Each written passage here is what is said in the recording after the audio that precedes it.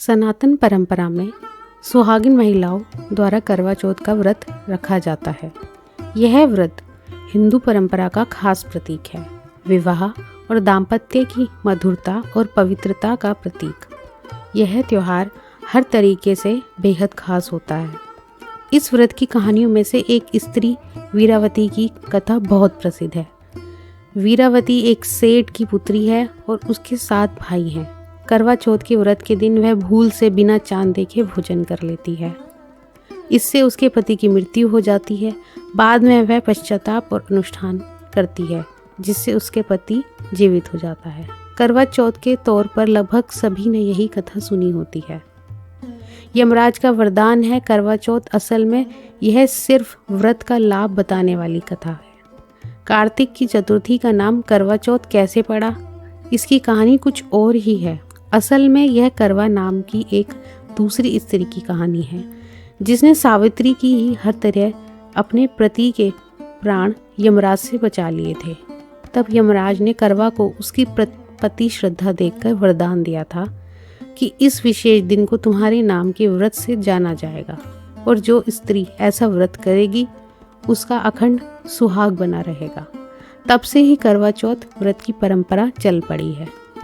तो जानिए करवा चौथ की असल कहानी क्या है। तो इससे पहले आगे बढ़ें, आपका स्वागत करते हैं अपने इस यूट्यूब चैनल ज्ञान गंगा में। तो सुनते हैं एक प्राचीन कहानी करवा चौथ की। एक प्राचीन स्त्री की कहानी। प्राचीन समय में करवा नाम की एक पतिव्रता स्त्री थी। वह अपने पति के साथ नदी किनारे एक गांव में रहती थी। उसका पति वृद्ध था। एक दिन वह नदी में स्नान करने गया। नदी में नहाते समय एक मगर ने उसे पकड़ लिया। इस पर व्यक्ति करवा करवा चिल्लाकर अपने पति को सहायता के लिए पुकारने लगा।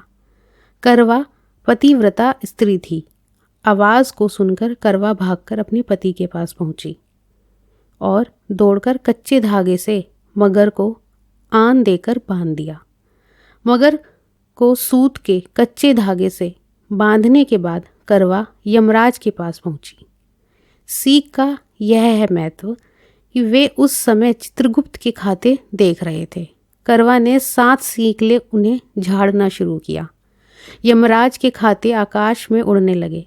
यमराज घबरा गए और बोले, देवी तू क्या चाहती है? करवा ने कहा, हे प्रभु, एक मगर ने नदी के जल में मेरे पति का पैर पकड़ लिया है।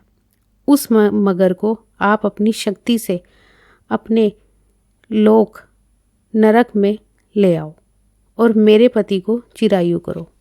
करवा की बात सुनकर यमराज बोले, देवी अभी मगर की आयु शेष है, अतः आयु रहते हुए मैं असमय मगर को मार नहीं सकता।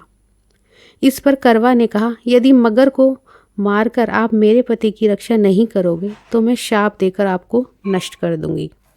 करवा की धमकी से यमराज डर गए। वे करवा के साथ वहां आए और मगर ने उसके पति को पकड़ रखा था। यमराज ने मगर को मारकर यमलोक पहुंचा दिया और करवा के पति की प्राण रक्षा कर उसे दीर्घायु प्रदान की।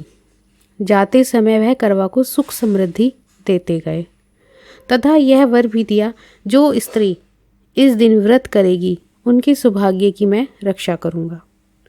करवा ने पतिव्रत के बल से अपने पति के प्राणों की रक्षा की थी। इस घटना के दिन से करवा चौथ का व्रत करवा के नाम से प्रचलित हो गया। जिस दिन करवा ने अपने पति के प्राण बचाए थे, उस दिन कार्तिक मास के कृष्ण पक्ष की चौथ थी।